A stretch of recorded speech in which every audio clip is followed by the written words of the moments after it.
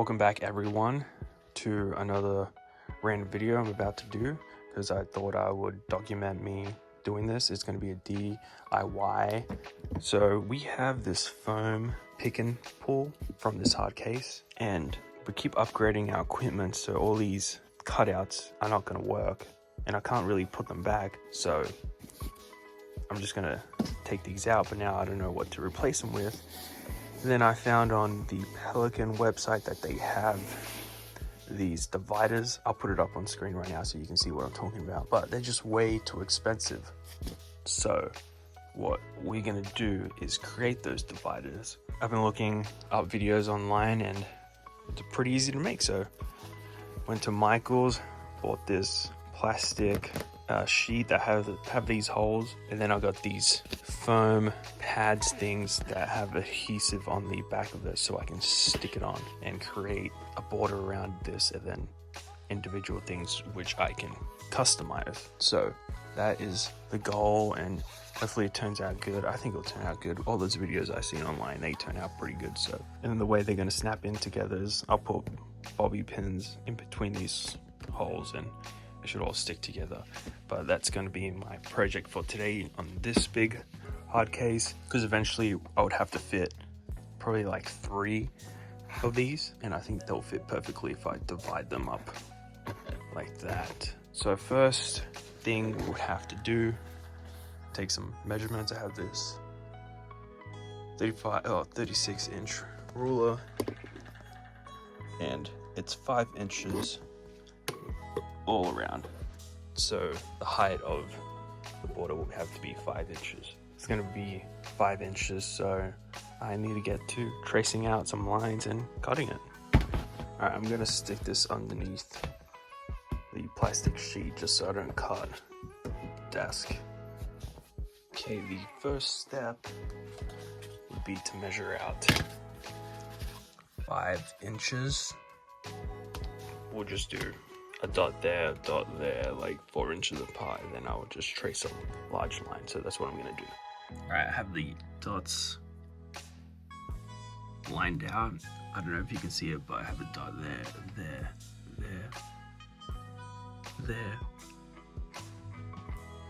and there, and I've lined it up. So now I'm gonna draw a line all the way across. Now you can see that line across the plastic board. So now I'm going to use my knife, and if you're going to do this, just be careful when cutting it. I don't have to put the phone down so I can get a perfect cut. It cuts pretty easily, but there's some areas that are still attached, so just go through it slowly and it should come out.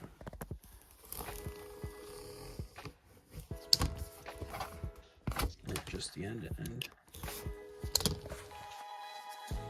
there it is. If it's not cut perfectly, don't worry about it, you'll be fine. So now I'm just gonna try to bend it in. Probably have to do 2 hands, but I'll bend it in and then I would have to cut some little holes so that fits down there. Okay, I've bent it around here. It bends really easily. You just gotta make sure you bend the right angle for it, and it should fit perfectly. I can see that this is a little bit propped up, same as this. So now I'm just gonna go trace a little line around it, and I'm just gonna cut it. All right, I finished cutting out this corner in a little slot there. Now it fits perfectly. So you'll do this for this side as well. And now the next step is to use these foam pads, and you'll stick it from the one side, so this side, and just keep going around so it has some padding. So that's the next step I'm gonna do. So to cut out like a perfect template of that, I just laid the back side of it down and put that on top, and I just traced it so it gives me a perfect. You want to go maybe a little bit over, because I believe once you start sticking these, it will shrink a tiny bit. So Now when you are going to stick it, I would just start on this end and then just slowly roll it back. We'll start on one end and then just roll it out. Now I just have the end of it to roll out and we will be good. I'm just slowly pulling it back and it's just sticking just so it doesn't shrink. And now that little section is done. And it'll look like that. Okay, I have one of these sides completed now with foam. I still need to do a little bit there, but I'm just going to use the extra foam I have. And I'll show you the finished product of, I guess, the border of the case. Okay, I've finished the border of the case with the foam insert. And now you use some bobby pins from your wife to clip them together so they don't move as much. You just stick them in like that. You just do it on each corner. I've used only two pieces, so I only need 2 of them. It's hard to do this one-handed.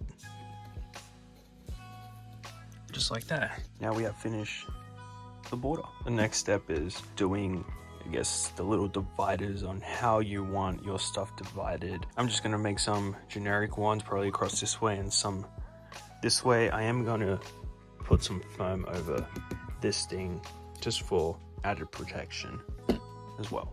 Okay, I did a couple of the walls. I did this wall for all the batteries, and then I did this wall for the Panasonic. Really put foam on this side. I still need to do this one and this one, but I just wanted to make sure the layout was good. And I mean, that's about it. Hopefully this will work to fit more equipment, and it's customizable, so I don't, because once I pick this foam, I can't really put it back and I just end up with like that, and it's not really useful when I'm changing equipment that often. So this is going to be a great upgrade to our case here. Here's another layout I'll probably end up doing. I just need to put some bobby pins in there, but this is a good way to separate little stuff like cables. All right, and this is the final setup. I just got done putting all these dividers in. This is how I'm going to use it now, and obviously it's fully customizable. And I didn't put any foam between these pieces because I didn't have enough, but I just have it in between there and there. Should do fine. I'm not gonna throw it anywhere. So thank you for watching. This total came out to $15, all from Michael's. So very cheap to do. We'll see how well it holds up when traveling this fall, so I'll keep you updated with that. But thanks for watching.